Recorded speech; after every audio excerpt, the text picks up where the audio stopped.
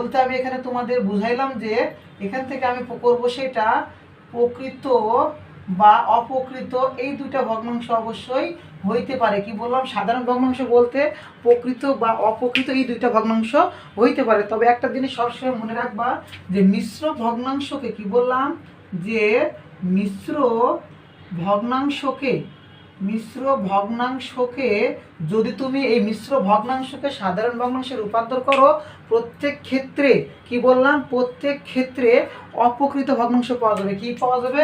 প্রত্যেক ক্ষেত্রে অপ্রকৃত ভগ্নাংশ পাওয়া যাবে। অর্থাৎ আমি মিশ্র ভগ্নাংশে যতটাই মিশ্র ভগ্নাংশ ভাঙাই না কেন, আমি প্রত্যেকটা কি পাবো? অপ্রকৃত ভগ্নাংশ পাবো, একটাও প্রকৃত ভগ্নাংশ পাবো না। ওকে, একটাও প্রকৃত ভগ্নাংশ পাবো না।